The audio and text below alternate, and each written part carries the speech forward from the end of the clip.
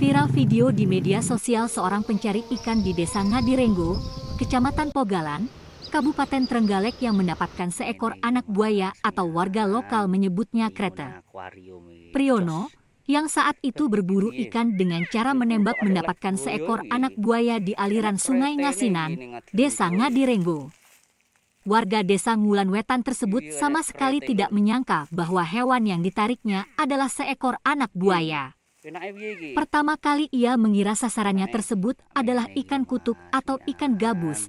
Setelah ditarik ia mengetahui hewan tersebut mempunyai ekor dan kaki, ia pun mengira hewan tersebut adalah biawak. Karena itu kan, saya itu kan hobinya nimba ikan di maser gitu loh, mencari ikan lah.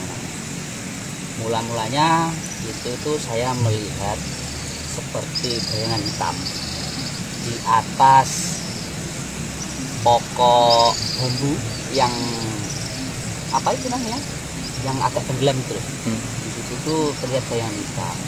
Kemudian itu saya kira ikan lah. Kemudian saya shot. Dan akhirnya setelah saya shot kena dan saya ukal, ternyata yang naik seperti yang lagi viral ini, anak buaya itu loh. Padahal saya itu nggak menyangka kalau di situ ada buayanya. Ternyata kok buaya beneran gitu loh.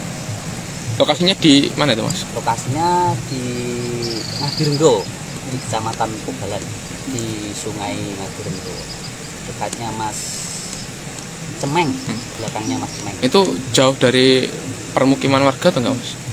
Kalau itu ya agak lumayan jauh, Mas. Tapi di sekitar sungai itu biasanya warga itu mencuci kebo itu, Mas. Setiap harinya di situ seperti pekerjaan mereka itu di situ buat mencuci kebo. Di situ saya takutkan nanti kalau ada yang lainnya lah, ada kawannya, ada mak bapaknya atau gimana, itu saya kan kurang tahu. Ya, dengan berburu ikan di lokasi tersebut baru pertama kali, Mas? Iya, Mas.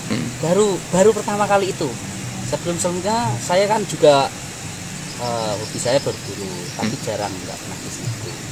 Jadi saya ya agak jauh-jauh lah, di Munjungan, di Waduk Wonorejo, di Tulungagung biasanya sih.